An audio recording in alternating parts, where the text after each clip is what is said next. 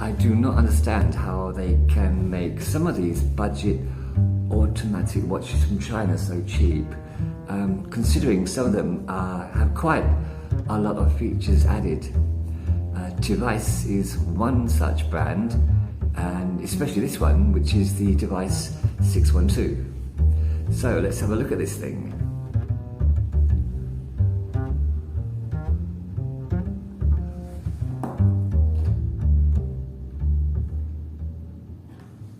Good day to you all, and welcome back to another BBW review.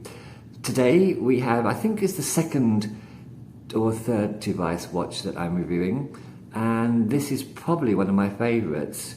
I would describe it as a kind of almost a vintage style watch, especially with some of the design elements. And there's not a lot I have to complain about, especially this watch being $15 shipped and packaged from Shenzhen in China. So this is the Tevise 612. Let's have a look at the dimensions first. You have a 42 millimeter diameter across the dial. You have that's quite a chunky case there. It's 15.5 millimeter, and the crown itself is 6 millimeter. You have quite a short lug length of 47.5 millimeters. Because they're quite short lugs, as you can see. They do narrow down, and they start quite deep within the case itself. And the lug width is a standard 20 millimeters. So quite a compact little watch, even though it does have, as you can see, some girth on that. I would describe as a pie tin case. The case itself is of course, a chrome-plated alloy. It's quite a nice case, especially with those very short stubby lugs that hug the wrist quite well, with a touch of classic or vintage coin edged around the top and the bottom of the case up to the very slim bezel. The dial itself is where everything takes place, of course. This is available in, I believe, 3 colours: blue, black and an off-white. I may be wrong about that last colour. You have a textured dial, as you can see here. This is the blue one, of course. Quite a few features on this dial. You have applied indices, which are fake diamonds all around, apart from the Roman numerals at the 3 and the 9. You have they call them open hearts. You can see the balance wheel moving back and forwards there, with a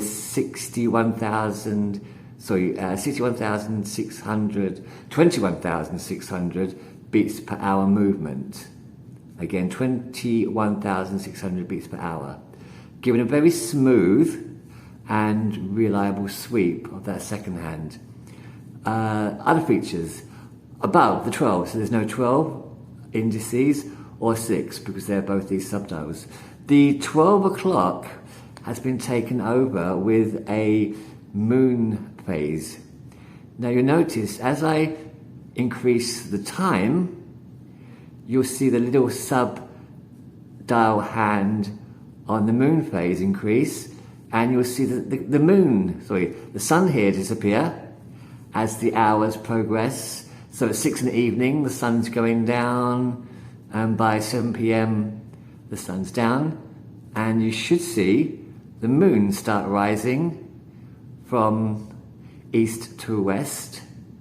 Now let's see when we come up to midnight, and the moon is high in the sky. So let's get this back to, at present, in Thailand, where I am, it's about 2 p.m. But I'm going to set it for I'm going to set it for 10 past 10 in the morning, and there you have the sun high in the sky with the marker or the hand pointing towards the 10 on the dial there. It's a really nice touch. It adds something to the classicism of the watch, but absolutely useless. Why on earth would you need to know if it's morning or night time? It's probably best just to open your eyes and have a look at the sky. The hands themselves are nice. They're broad hands, fully loomed, as much as you can get loomed hands on a watch below $15. But it does make it very legible, despite them not being legible at night time or in the dark. Very legible watch to read during the daytime. You also have applied automatic next to the indices on the 9 and the brand Tevise on the 3 marker. Apart from that, on the chapter ring you get small minute markers going all around, which I don't really bother with. But, and the second hand has an arrow tip, and again, altogether a really legible watch and a quite nice looking one. This moon phase, absolutely useless, but I do like it. Symmetrically, it does look nice with the balance wheel at the 6. Let's have a look at the back of the watch and this deployment strap. Information, you have water resistant, 30 meters. The designation, which is the 612, and a steel back. You have a textured rotor, which is bidirectional, for that, again, 61,600 beats per hour movement. Not the most beautiful thing, but when it's on the back of when it's on your wrist, who can see? You're just looking at that lovely face there. And a nice face it is too. Let's have a look at this on the wrist. And there we have it, sitting on my 6.5 inch wrist. It is kind of bulbous, I admit, but I really think it's a classic looking watch. Really nice. The profile, so it's quite a short lug length of, again, 47.5 millimeters. So there's no protrusion, there's no gaps under the lugs, even though it does sit quite high, being 15.5 millimeters from base to that flat mineral crystal. But I think it does really work really well, and it does slip under my cover, sorry, my collar. Is it a collar? No, it's not a collar, is it? My shirt cuff. It does slip under, but not on its own. It needs a bit of pulling across there. Yeah, I think it looks really nice. The strap itself is quite a basic leather strap with a butterfly deployment.